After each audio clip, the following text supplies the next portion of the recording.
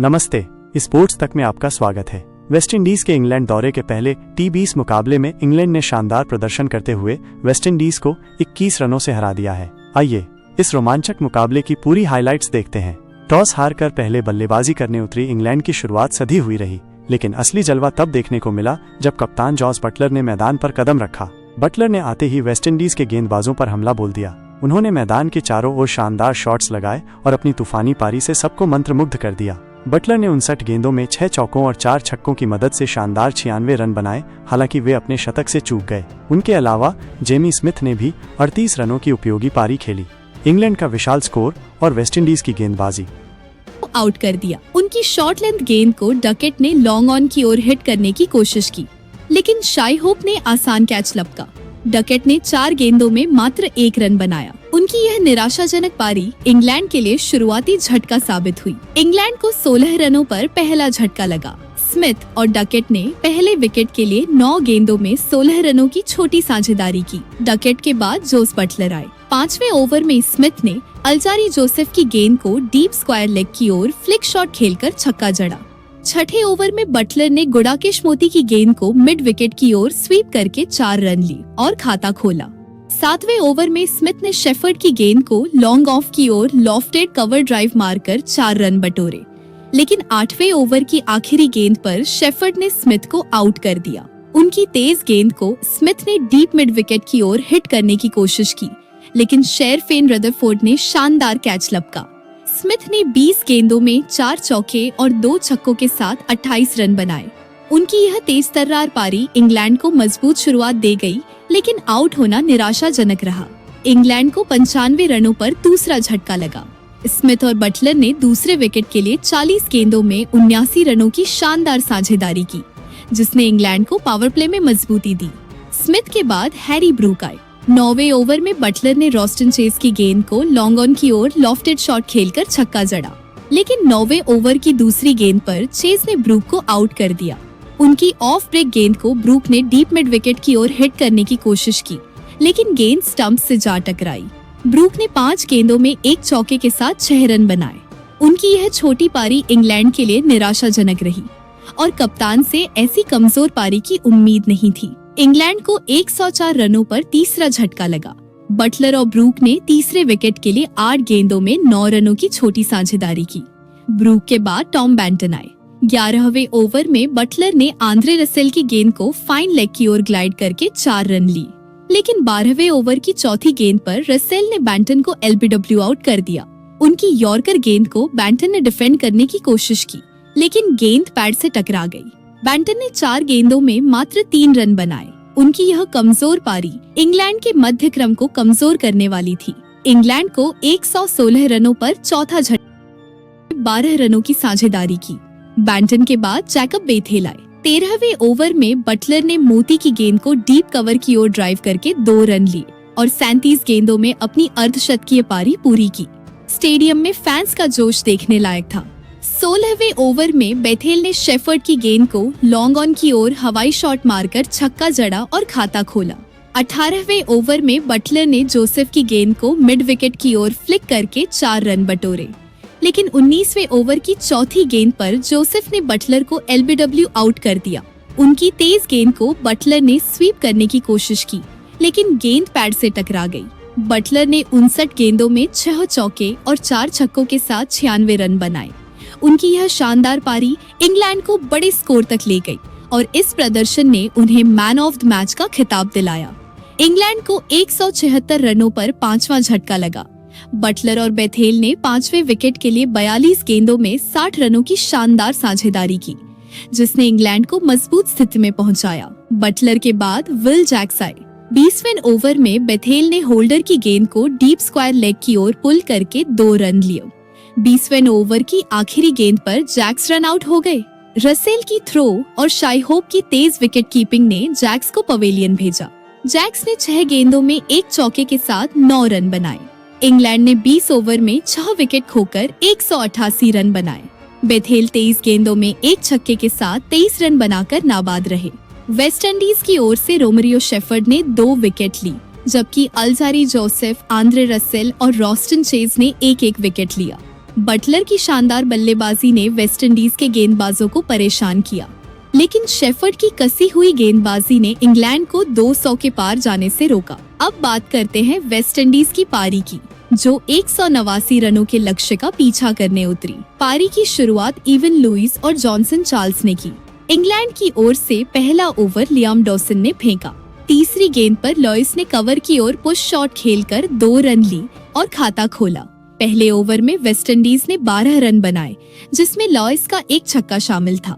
चौथे ओवर में चार्ल्स ने ब्राइडन कार्स की गेंद को मिड विकेट की ओर फ्लिक करके 4 रन ली और खाता खोला। लेकिन चौथे ओवर की दूसरी गेंद पर डॉसन ने चार्ल्स को स्टंप आउट कर दिया। उनकी स्लोअर गेंद को चार्ल्स ने स्वीप करने की कोशिश की, लेकिन गेंद मिस हो गई और जोस बटलर ने तेज स्टंपिंग की। चार्ल्स ने 15 गेंदों में 2 चौके और 1 छक्के के साथ 18 रन बनाए। उनकी यह पारी तेज थी, लेकिन जल्दी आउट होना निराशाजनक रहा। वेस्टइंडीज को 27 रनों पर पहला झटका लगा। लुइस और चार्ल्स ने पहले विकेट के लिए 20 गेंदों में 27 रनों की साझेदारी की। चार्ल्स के बाद शाई होप आए। छठे ओवर में लुइस ने मैथ्यू पॉट्स की गेंद को लॉन्ग ऑन की ओर लॉफ्टेड शॉट मारकर छक्का जड़ा, लेकिन छठे ओवर की दूसरी गेंद पर पॉट्स ने होप को आउट कर दिया। उनकी शॉर्ट लेंथ गेंद को होप ने मिड विकेट की ओर हिट करने की कोशिश की, लेकिन बेन डकेट ने शानदार कैच लपका। होप ने 7 गेंदों में मात्र 3 रन बनाए। कप्तान से ऐसी कमजोर पारी की उम्मीद नहीं थी और उनकी यह पारी वेस्टइंडीज के लिए निराशाजनक रही। वेस्टइंडीज को 33 रनों पर दूसरा झटका लगा। लुइस और होप ने दूसरे विकेट के लिए 12 गेंदों में 6 रनों की छोटी साझेदारी की। होप के बाद रॉस्टन चेज आए। 8वें ओवर में लुइस ने विल जैक्स की गेंद को डीप स्क्वायर लेग की ओर पुल करके 4 रन बटोरे। 9वें ओवर में चेज ने आदिल रशीद की गेंद को कवर की ओर ड्राइव करके 2 रन ली और खाता खोला। 10वें ओवर की आखिरी गेंद पर जैकब बेथेल ने लुइस को आउट कर दिया। उनकी ऑफ ब्रेक गेंद को लुइस ने लॉन्ग ऑफ की ओर हिट करने की कोशिश की, लेकिन ब्राइडन कार्स ने शानदार कैच लपका। लुइस ने 23 गेंदों में 3 चौके और 3 छक्कों के साथ 39 रन बनाए। उनकी यह तेज तर्रार पारी वेस्टइंडीज को मजबूत शुरुआत दे गई। वेस्टइंडीज को 91 रनों पर तीसरा झटका लगा। लुइस और चेज ने तीसरे विकेट के लिए 29 गेंदों में 58 रनों की शानदार साझेदारी की। लुइस के बाद शेरफिन रदरफोर्ड आए। 12वें ओवर में चेज ने डॉसन की गेंद को लॉन्ग ऑन की ओर लॉफ्टेड शॉट मारकर छक्का जड़ा, लेकिन 12वें ओवर की पहली गेंद पर डॉसन ने रदरफोर्ड को आउट कर दिया। उनकी स्लोअर गेंद को रदरफोर्ड ने मिड विकेट की ओर हिट करने की कोशिश की, लेकिन डकेट ने एक और शानदार कैच लपका। रदरफोर्ड ने 4 गेंदों में मात्र 2 रन बनाए। उनकी यह कमजोर पारी वेस्टइंडीज के मध्यक्रम को कमजोर करने वाली थी। वेस्टइंडीज को 97 रनों पर चौथा झटका लगा। चेज और रदरफोर्ड ने चौथे विकेट के लिए 7 गेंदों में 6 रनों की साझेदारी की। रदरफोर्ड के बाद रोवमैन पॉवेल आए। 12वें ओवर की तीसरी गेंद पर डॉसन ने चेज को भी आउट कर दिया। उनकी स्लाइडर गेंद को चेज ने लॉन्ग ऑन की ओर हिट करने की कोशिश की, लेकिन डकेट ने तीसरा शानदार कैच लपका। चेज ने 20 गेंदों में 2 चौके और 1 छक्के के साथ 24 रन बनाए। उनकी यह पारी ठीक थी, लेकिन जल्दी आउट होना निराशाजनक रहा। वेस्टइंडीज को 100 रनों पर 5वां झटका लगा। चेज और पॉवेल ने 5वें विकेट के लिए 2 गेंदों में 3 रनों की छोटी साझेदारी की। चेज के बाद आंद्रे रसेल आए। 14वें ओवर में पॉवेल ने पॉट्स की गेंद को डीप कवर की ओर ड्राइव करके 4 रन लिए, लेकिन 14वें ओवर की चौथी गेंद पर डॉसन ने पॉवेल को आउट कर दिया। उनकी तेज गेंद को पॉवेल ने डिफेंड करने की कोशिश की, लेकिन गेंद स्टंप से जा टकराई। पॉवेल ने 9 गेंदों में 2 चौके के साथ 13 रन बनाए। उनकी यह छोटी पारी वेस्टइंडीज के लिए पर्याप्त नहीं थी। वेस्टइंडीज को 115 रनों पर छठा झटका लगा। पॉवेल और रसेल ने छठे विकेट के लिए 13 गेंदों में 15 रनों की साझेदारी की। पॉवेल के बाद गुडाकेश मोती आए। 16वें ओवर में रसेल ने बेथेल की गेंद को लॉन्ग ऑन की ओर हवाई शॉट मारकर छक्का जड़ा, लेकिन 16वें ओवर की चौथी गेंद पर रशीद ने मोती को आउट कर दिया। उनकी गुगली को मोती ने मिड विकेट की ओर हिट करने की कोशिश की, लेकिन टॉम बैंटन ने शानदार कैच लपका। मोती ने 5 गेंदों में मात्र 3 रन बनाए। उनकी यह निराशाजनक पारी वेस्टइंडीज के लिए कोई योगदान नहीं दे सकी। वेस्टइंडीज को 130 रनों पर 7वां झटका लगा। रसेल और मोती ने 7वें विकेट के लिए 12 गेंदों में 15 रनों की साझेदारी की। मोती के बाद रोमरियो शेफर्ड आए। 17वें ओवर की पहली गेंद पर बेथेल ने रसेल को आउट कर दिया। उनकी तेज गेंद को रसेल ने डीप मिड विकेट की ओर हिट करने की कोशिश की, लेकिन गेंद स्टंप से जा टकराई। रसेल ने 13 गेंदों में एक छक्के के साथ 15 रन बनाए। उनकी यह पारी तेज थी, लेकिन जल्दी आउट होना निराशाजनक रहा।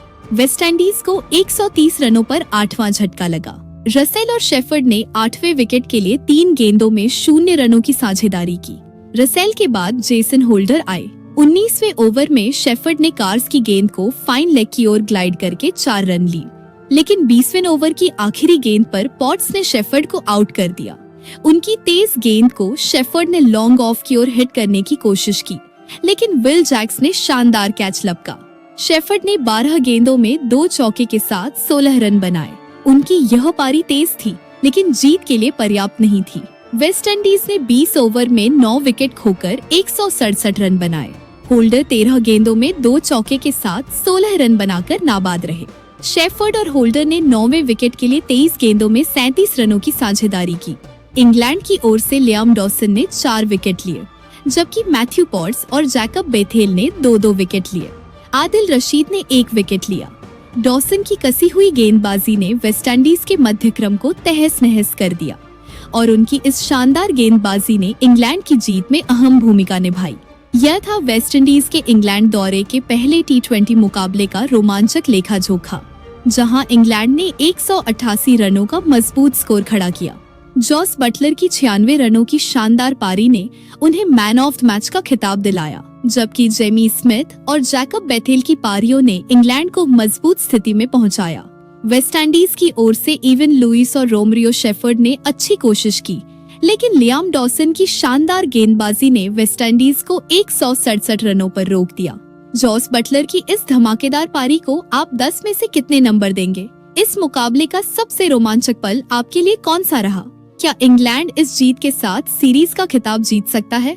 अगले मैच में आप किस टीम को सपोर्ट करेंगे? Man of the match Jos Buttler की इस पारी ने इंग्लैंड की जीत में कितना योगदान दिया?